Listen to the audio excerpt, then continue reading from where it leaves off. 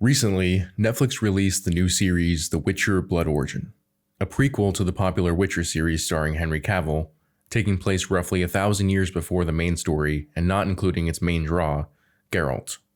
This show is being skewered by the ratings, mainly by the audience, but even by critics who usually fall all over themselves to write a good review for a generic fantasy with a diverse cast, usually with a headline that says something like, "Finally, the first gay character in a lead role," which they say about the 100th first gay character to star in a movie. As of the 2nd of January, Blood Origin is sitting at a 35% critic score and a 12% audience score on Rotten Tomatoes, as well as an IMDb rating of 4.3 out of 10 stars. If you look at the current Rotten Tomatoes scores for the Witcher brand, Season 1 has a 68% score with critics and 90% with the audience. And that reflects the hype that the franchise saw in the thought of the guy who played Superman, who we knew by that point based on interviews that Henry Cavill was a huge nerd, he cared about The Witcher, he respected the source material, and although the show jumped around a lot and they had weird time skips and all that, you could argue that they needed to do that to set up the franchise. But yeah, I'd say that season did pretty well. Season 2, however, sees a 95% with critics, which is good, but the score drops to 59% with the audience. So the score jumped dramatically for both the critics and the audience. That accurately represents the critics versus audience mentality towards how the showrunners were handling The Witcher and setting the stage for what we see now with Blood Origin. Because we thought that with Season 2, we'd be getting more of a focus on Geralt, but it ended up being even more of a focus on the characters of Yennefer and Ciri than it was in the first season. The critics praised the show for its diversity and its focus on female storylines, but it came at the cost of a lack of Geralt-focused stories. And the audience didn't like that. Henry Cavill as Geralt was the show's main draw for men and women. Everyone else on the show was relatively unknown. They were doing a show based on a video game franchise. Henry Cavill brought the audience. And when the showrunners spent 2 seasons relegating Geralt to being a side character, of course people were pissed. There is a caveat to this view of the franchise, however, and that is Witcher: Nightmare of the Wolf, an animated Witcher film and a prequel, which saw a 100% critic score and an 83% audience score on Rotten Tomatoes, which is the best rating for the franchise, and which makes Blood Origin the lowest point in the franchise. In the interest of honesty, I have not watched Blood Origin, nor do I plan to. I had zero interest in it when Henry Cavill was still a part of the franchise.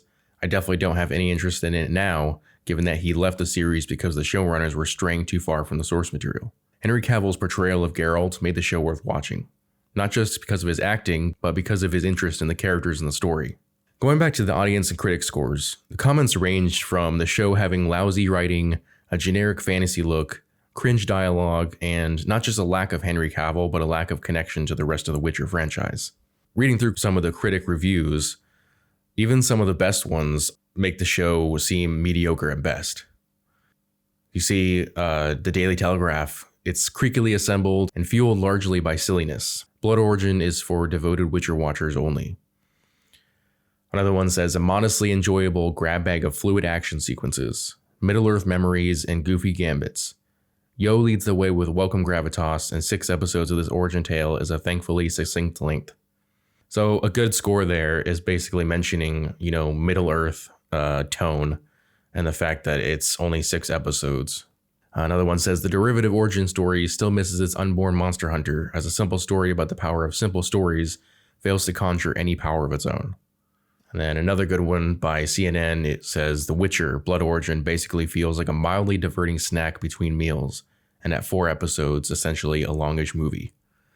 So there's only 3 good scores here.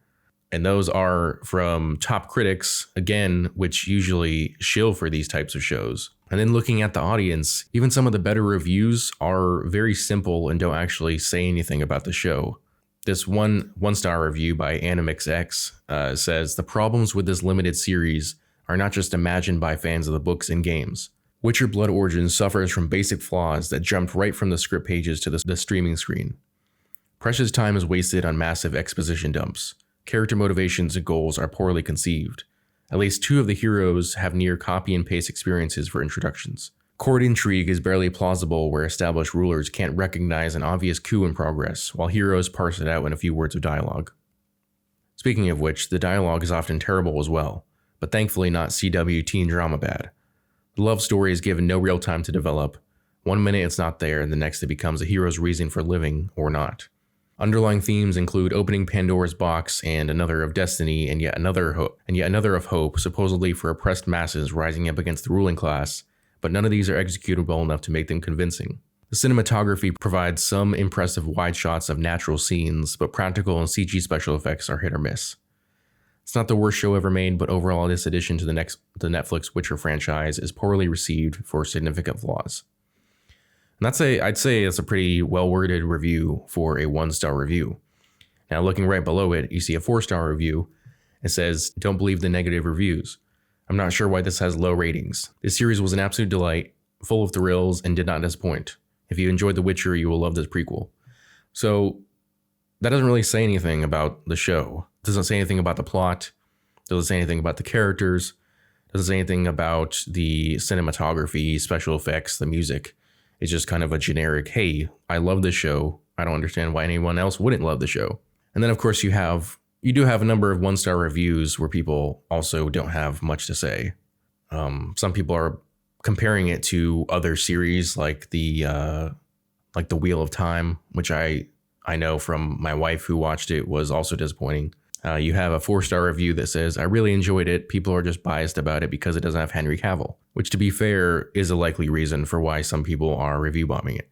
For instance, you have another review, 1-star, that says, "Yikes, it's clear why Cavill left. Sad times." So I think the critics have kind of an equal amount of balanced reviews. They're either mostly saying the show is mediocre or just downright bad. And then the audience has a lot of not well-worded, very simple reviews, both 1-star and 4-star, with a few, I think, balanced reviews in between. Now, in related news, CBR released an article a few days ago headlined, "The Witcher Blood Origin is getting review bombed by novel and Henry Cavill fans." And to be fair, I'm sure some of those people did review bomb the series. But it's funny because CBR has released several articles complaining about Blood Origin. But being the site they are, it's to be expected they feel the need to complain about the fans as well. So CBR, to me, has just as much culpability in the culture war as review bombers do, even if they won't admit it. And that's how it's going to continue. Netflix and Amazon and Disney and all the rest will continue making movies and shows the same way that they do. Fans will keep complaining. News sites like CBR will complain about the fans, and I will make videos about all of them. Of course, I hope you continue to click on my videos and tune in to hear my point of view. You know, the culture war may be pointless, but as I've mentioned many times, you shouldn't give up hope that your favorite franchises will see better days. And at the very least, we still have the excellent content from back in the day that you can always go back to. Let me know what you guys think in the comment section below. If you enjoyed this video, please hit that like button and subscribe to my channel. Also, hit that notification bell so you never miss out on a new video. I'll see you all next time.